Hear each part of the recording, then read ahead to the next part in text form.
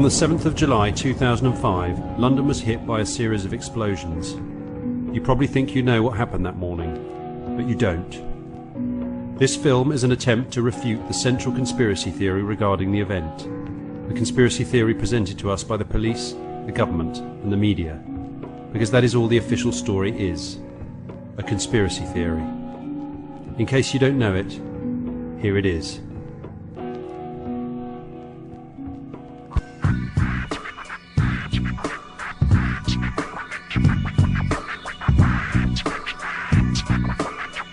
On the morning of the 7th, 3 British-born men drove down from Leeds and met a 4th man at Luton train station.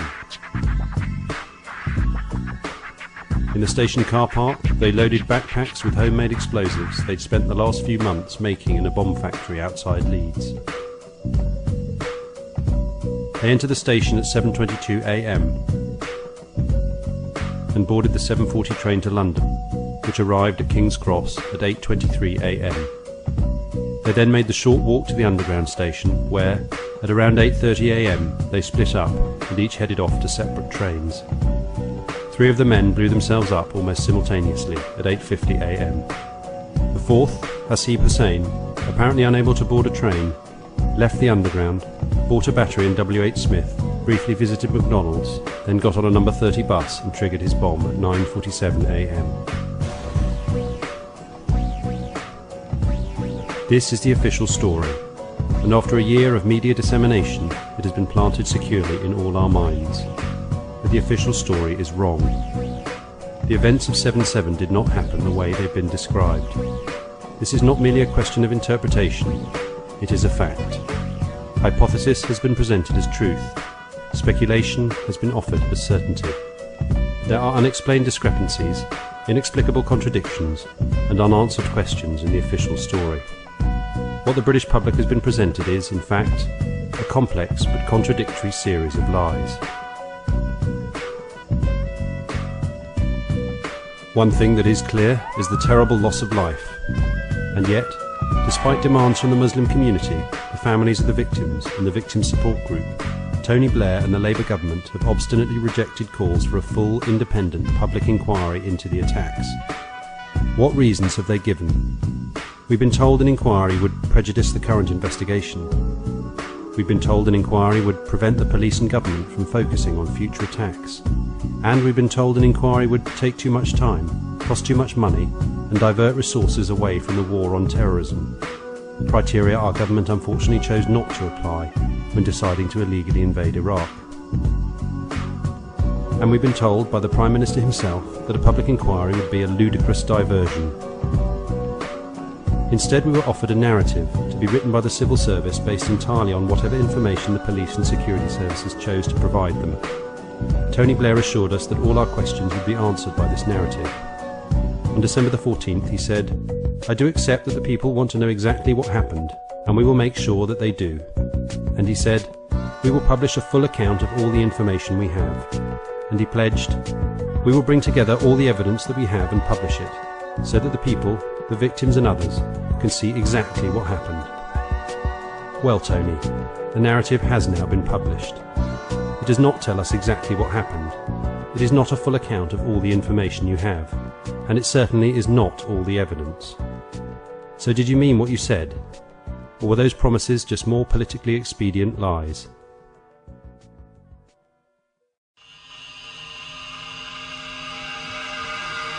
Let's take a look at the official narrative released by the Home Office on May the 11th, 2006. One thing that's immediately clear is that the author has not seen the raw source material for much of the evidence he cites. What we're being offered is at best second-hand information, at worst deceptive hearsay. Although the mainstream media have strangely refused to properly analyse the contents of the narrative, most of the issues raised by this document have been covered efficiently by the alternative media, so we will not go into detail about the items of interest that the narrative glosses over, or conveniently does not mention at all. Like the fact that identifying documentation for Mohammed Sadiq Khan was, for some reason, found at 3 out of the 4 bomb sites, or the issue of what explosives were used, something that, incredibly, is described in the narrative as still under expert examination more than a year after the attacks, or the fake Al-Qaeda confession released on the internet a few hours after the attacks through a server in Texas. Or the training exercises taking place in London that day, based on a scenario of bombs going off at the exact same times at the exact same stations as the attacks occurred. So we had to suddenly switch an exercise from fictional to real. Or the huge amount of money made in speculating the rise and fall of sterling, the result of either full knowledge of the event or extraordinary luck. Or the arrest of Haroon Aswat, widely reported by the UK media as being the mastermind behind the attacks, and by the US media as being an agent for MI5. Or the strange mistake regarding the time of the train taken by the men from Luton that morning. The police, the press and the government narrative all reported that the men took the 7:40 departure, but as discovered by bloggers and the alternative media, the 7:40 was cancelled that day. Instead, we will focus on the list of key evidence specifically cited in the narrative. DNA identified the 4 at separate bomb sites, and damage to bodies suggests they were close to bombs. 3 of the men have been forensically linked to the bomb factory in Leeds. The car in which they travelled contained explosive devices. The 4 were identified on CCTV at various points on their journey. Witness accounts suggest 2 of the men were fiddling in their rucksacks. There is no evidence of remote detonation at the bomb sites. There is a video statement by Khan. Khan also left a last will and testament indicating his desire to martyr himself. Let's go through these in reverse. Like most of the evidence reported to condemn these 4 men, Khan's will and testament has never been shown to the public and has therefore never been scrutinised or confirmed to be real. Khan's video confession makes no actual reference to him blowing himself up. It's said by people who knew him to show him several years ago and has never been shown in its entirety. Since the narrative's release, we've also seen a video by Shahzad Tanweer. Again, Tanweer makes no reference to his suicide, and we have never seen the whole film. Even if these videos are genuine, they are not evidence that the men were responsible for the London bombings. If there is no evidence of remote detonation at the bomb sites, why did the New York police, based on what the British police had told them, report at a conference that the bombs were set off using mobile phones, the same remote timing devices used in the Madrid bombings in 2004? The eyewitness accounts of the bombers fiddling with their rucksacks are extremely dubious. The first, reported widely across the international press soon after the attack, came from a Mr. Richard Jones, who claims to have seen a man fiddling with his bag on the bottom floor of the number 30 bus. He described the man he saw as clean-shaven and wearing light brown trousers and a light brown top, so obviously he wasn't talking about Hussein. The second was Danny Biddle, badly injured in the Edgware Road bomb. 6 months after the attacks, he told a newspaper that he had actually seen Khan before he blew himself up. We are not suggesting that Biddle lied, but we are suggesting that someone who is paid to tell their story 6 months after the event is not a reliable enough witness to be a central piece of evidence in the official government report concerning the attacks. As for the CCTV recordings, where are they? No CCTV footage has been released to the public. All we have seen are 3 still images.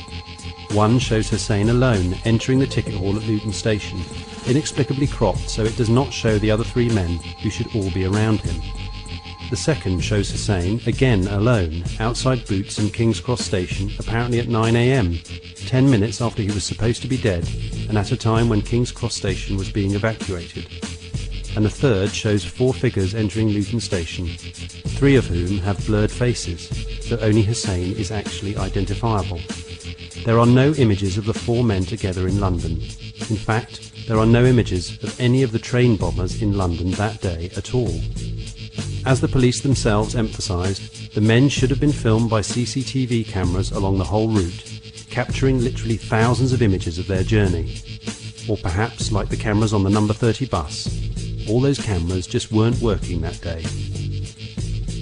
The car in which they travelled to Luton is said to have contained explosive devices, but it's never been explained why the men would have left them there when embarking on a suicide mission. The devices were reportedly destroyed in controlled explosions. These photos appeared on ABC News in America, but for some reason they were never officially released in the UK. And then there is the forensic and DNA evidence apparently identifying the 4 men at the bomb sites, which again has never been presented to the public for proper scrutiny. And the fact that the police tell us that they have the evidence, and that it is convincing, unfortunately does not mean that they do, or that it is.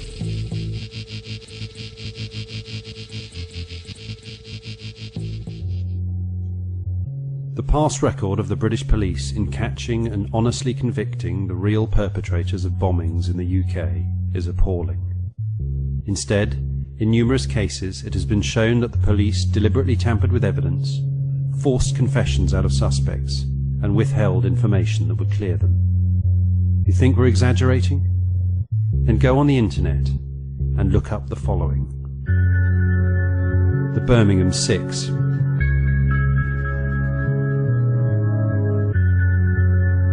the Guildford 4,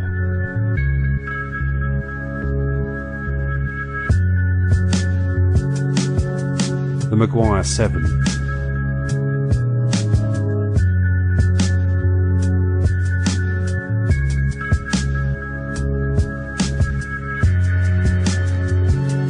Judith Ward,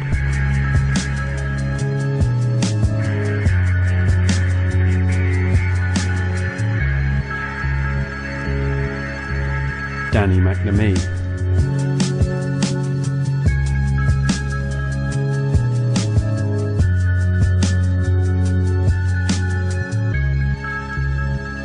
More recently, we have seen the police in action with the death of Jean de Menezes in Stockwell Station.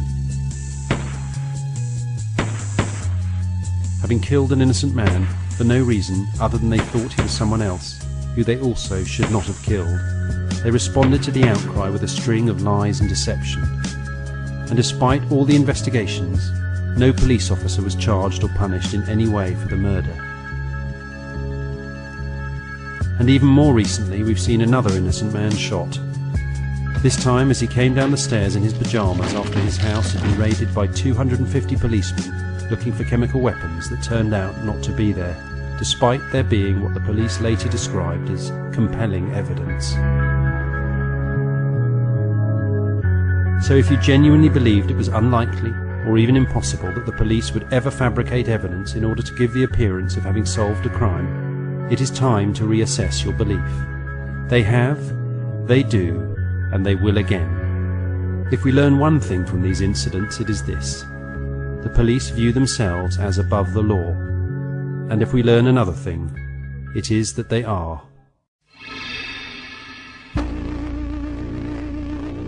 In the wake of the bombs, Britain has been left a changed nation. Already the country with the most surveillance in the world, the UK is set to move further towards a literal Big Brother society. Tony Blair said at the 2005 Labour Party conference, "We know we need strict controls in a changing world." Really, Tony?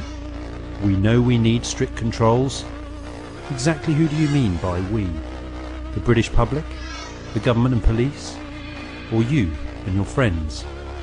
And how exactly are these strict controls going to stop potential terrorists being aggrieved by our foreign policy? And how would these controls have prevented the attacks in London? We have just been fortunate enough to see these strict controls in their true light during the latest terrorist threat, which played out across the UK like an Orwellian pantomime. On the 10th of August, 24 supposed terrorists were arrested. They were allegedly just about to blow up 10 planes in mid-air using liquid explosives, despite the fact they had no bombs, no plane tickets, and several of them didn't even have passports. With the threat apparently foiled, the terrorist alert level immediately went up to critical, indicating that a terrorist attack was still deemed imminent. In response to this insanity, the airports immediately introduced an absurd draconian policy regarding carry-on luggage. No liquids could be carried onto the plane. iPods, phones and even books were banned, and mothers were made to taste their baby milk to prove it wasn't explosive. Thankfully, our Prime Minister managed to depart for his family holiday in the Caribbean before the airport clampdown occurred. As Blair also helpfully explained at the Labour conference, ID cards, traditionally resisted by the public, would be introduced, again because he says they are necessary in a changing world. But every one of the 4 alleged 7/7 bombers would have legally had one. So what are they hoping to achieve with them? ID cards will have the same effect on preventing terrorism as license plates have in preventing car crashes. And there's now talk of introducing biometric identification, iris scans and body scanners. Who is actually being watched here?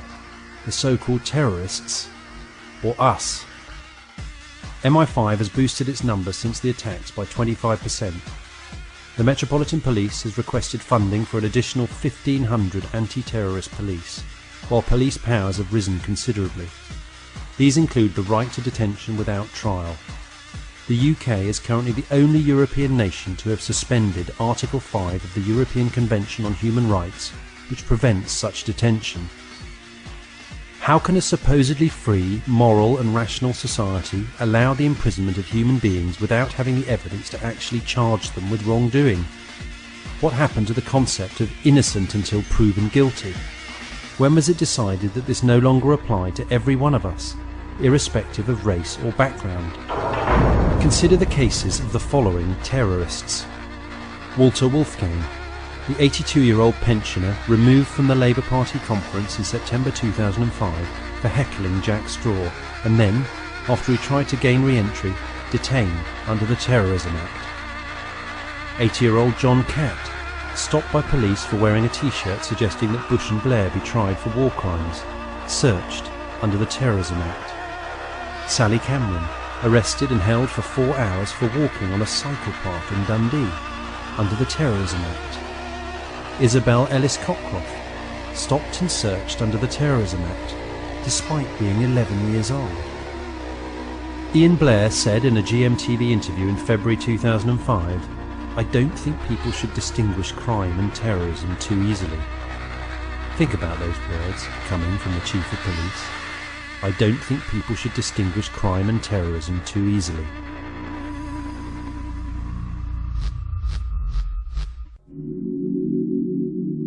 In the most extraordinary and draconian expansion of their powers ever seen in the UK, the Serious Organised Crime and Police Act came into power in 2005. The provision you may have heard about in the media was Section 132, the restriction to demonstrate within 1 kilometre of Parliament Square, obviously an essential tool in fighting organised crime. The first conviction under the Act was in December 2005, after Maya Evans was arrested for reading out the names of British soldiers killed in the Iraq War under the cenotaph, without permission. Since when was peaceful protest a serious organised crime? But the more important section of the Act, and one that was barely mentioned by the mainstream media, was the changes made to the powers of arrest used by the police. From New Year's Day 2006, the police can now arrest you for any offence at all, including dropping litter or not wearing a seatbelt. Indeed, according to the actual wording of the Act, the police can even arrest you, quote, to enable the name of the person to be ascertained. If you don't think they would ever actually do that, ask yourself why they would include it in the Act at all, if they were never going to use it. We are constantly told that the terrorists, especially the CIA-created Islamic group Al-Qaeda, are attacking our way of life and our freedom. But these transparently absurd claims are made only by our government, never by the terrorists themselves, who consistently cite very different and very specific grievances. And ironically, it's not the terrorists attacking our way of life, but our own government. Through the expansion of police powers and stringent anti-terrorist measures being imposed upon Britain, they are using our fear for our safety to restrict our liberty, and they are using their false promises of security to erode our privacy. This is happening now, and it's happening to every person in the UK. You are not somehow exempt from the regulatory provisions of the new police state being brought into this country. The terrorists cannot take away our freedom or change our way of life. Only our own elected leaders can do that, and they are. If you have examined any of the information released about the attacks of the 7th of July, or if you get your news from a reputable source, i.e. one outside of the mainstream media, then you probably are one of those advocating an inquiry into the London bombings. We suggest you stop wasting your time. Why? Because full public inquiries are not full, and they're not public. These terms are used simply to delude us into thinking that the process of an inquiry is intended to uncover the truth about something. This is simply not the case. Let's recall the last major public inquiry held in the UK, the Hutton inquiry, set up to investigate the apparent suicide of Dr. David Kelly, with a side mandate of examining whether the government manipulated intelligence to facilitate the invasion of Iraq. Given that Hutton was appointed by Lord Faulkner, the very man who continues to declare that the Iraq invasion was somehow legal, it is unsurprising that Hutton absolved Blair and his government of blame. The inquiry refuted allegations that the government had lied about information on Iraq's non-existent weapons of mass destruction, something that any rational person doing an hour of research can see clearly that they did. And more incredulously, Hutton ruled that Dr. David Kelly committed suicide, despite all the physical and medical evidence that clearly points to him having been murdered. But it gets worse. As if public inquiries were already not pointless enough, a recent piece of legislation now guarantees that they will never be anything other than a charade. On June the 7th, 2005, exactly 1 month before the London bombings, the Inquiries Act became law. Under this new act, any inquiry will be controlled by the relevant government minister, who is empowered to block public scrutiny of state actions. This inexplicable change to the way inquiries are run was openly criticised by the Law Society of England and Amnesty International, who stated that the new act means that any inquiry will be controlled by the executive. Obviously the one thing you don't want from a supposedly unbiased investigation. The Canadian judge Peter Corey stated, "It seems to me that the proposed new act would make a meaningful inquiry impossible. The commissions would be working in an impossible situation. The minister, the actions of whose ministry was to be reviewed by the public inquiry, would have the authority to thwart the efforts of the inquiry at every step. It really creates an intolerable Alice in Wonderland situation." While the chairman of the US Joint Committee on Human Rights, Congressman Chris Smith, declared that the bill pending before the British Parliament should be named the Public Inquiries Cover-Up Bill. So if this new act makes inquiries so pointless and so easy to control, the question is why Blair, Clark and the rest of them have seemingly done their best to prevent one happening. We suggest that there will be an inquiry. It will be obstructed from the beginning, and it will be controlled by the very people it should be investigating. Be assured it will not be anything approaching a proper investigation. At no point will the inquiry even consider the possibility that the 4 men labelled as suicide bombers could possibly be innocent, or question the lack of evidence against them. It will pass on verbatim the same meaningless, unverifiable assertions made by the police and by the media's anonymous security sources. But it will avoid completely the major contradictions and problems in the official story. They hope at the end of it the public will be satisfied, and the public probably will be. So given that there's never going to be a real investigation determined to actually find rather than hide the truth, what can we do ourselves to uncover the facts? First, demand that the police release the evidence they say they've got. How? File a Freedom of Information request for the CCTV footage that they claim to have but have never released, and for the vast archive of CCTV images that they've never mentioned but must exist if the men took the journey we've been told they did.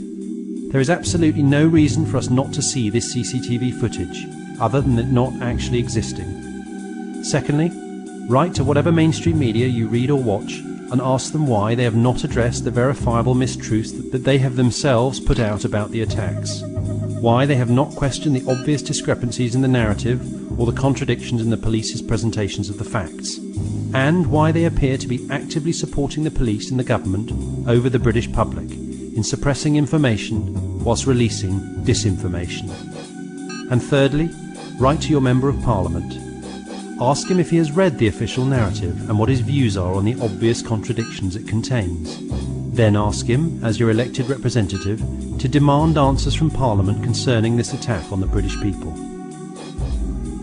If the official story is right, if the narrative describes the events the way they actually happened, then there is no justification for the police refusing your requests. There is no reason the media would not be properly investigating the details of the official narrative, and there is no reason for your MP to be anything other than open and helpful. But at best their response to you will be polite disinterest. That's if you get a response. And the information requested, the evidence crucial for any of us to make an informed judgment about what happened that day, will not be forthcoming. Don't believe us? Try it. Ask yourself this: if 7/7 happened the way they say it did, why would there be any discrepancies? Why would there be any uncertainty about the movements of these men? Why would there be any contradictions, confusions or inconsistencies in the official story? There wouldn't be. On the contrary, there would be copious amounts of CCTV footage of the four men on every step of their journey. There would be numerous eyewitnesses among the victims. There would be no confusion about which train from Luton the men got on, the nature of the explosives, or the times of the explosions. If the official story describes what actually occurred, there would be nothing to doubt. If London could survive the Blitz, it can survive four miserable bombers like this. Not saying there are four bombers, not saying there are four bombers, not saying there are four bombers, four miserable events like this. A rational person reviewing the evidence presented can come to only one conclusion: we are being deceived. The nature of the deception may be uncertain, but its existence is undeniable. If changes are going to be made to our way of life on the basis of what occurred on the 7th of July 2005, and they have been, then we, the British public, are entitled to the full weight of evidence concerning these attacks. The media has an unwritten mandate to present the truth in an unbiased manner, which they have blatantly ignored. And the police, who are our public servants, and the government, who are our elected employees, are, by definition, required to provide it, whether they want to or not. This is an issue that encompasses the very nature of democracy, the basis of government, and the role of the police and the media in our society today. An objective, unbiased analysis of what occurred on the 7th of July 2005 must be made, and a rational debate about how we, as a society, are going to respond to it must be allowed to take place. We owe it to all 56 people who died that day. We owe it to their families, and we owe it to ourselves.